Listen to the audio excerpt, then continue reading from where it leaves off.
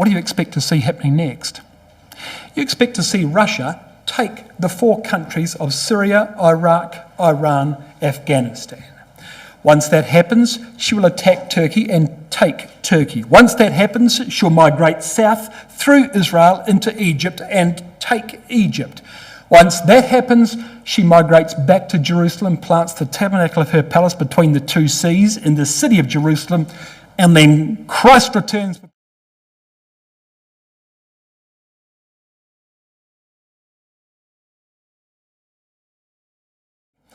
Can you see a situation where Russia could become the king of the north? All she's got to do is take the 4 countries in the territory of the ancient Seleucid Empire. Someone's got to do it, because the last days portion of Daniel 11 says that at some point in the future, surrounding the time that Christ returns, the king of the north will push at Turkey and take her. By comparison with Ezekiel 38, you know that it's Gog that's going to do the invasion of Israel in the last days, and therefore you know that it's Gog that's going to become the king of the north. And look what she's doing. It's all fitting, isn't it? It's all happening exactly as you might expect.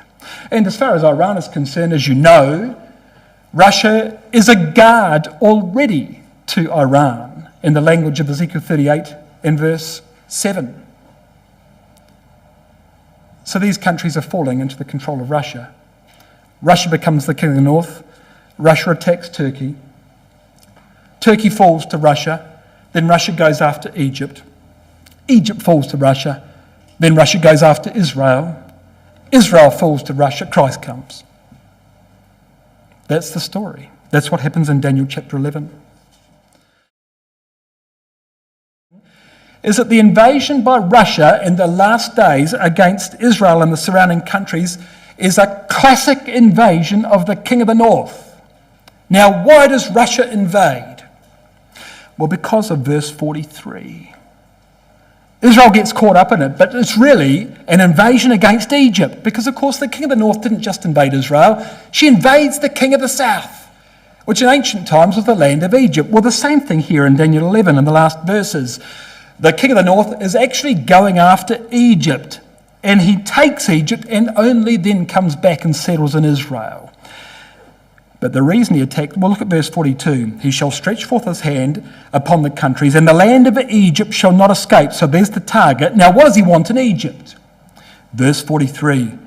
But he shall have power over the treasures of gold and silver and all the precious things of Egypt.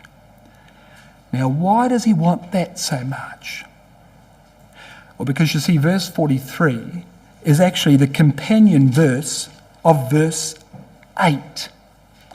Because do you remember that detailed history we spoke of at the very commencement of our talk, when Berenice went up north and she got killed and Laodicea killed everyone else, and then there was an invasion by the Egyptians, a reprisal, and they came and they knocked over the king of the north and they took all that money back south?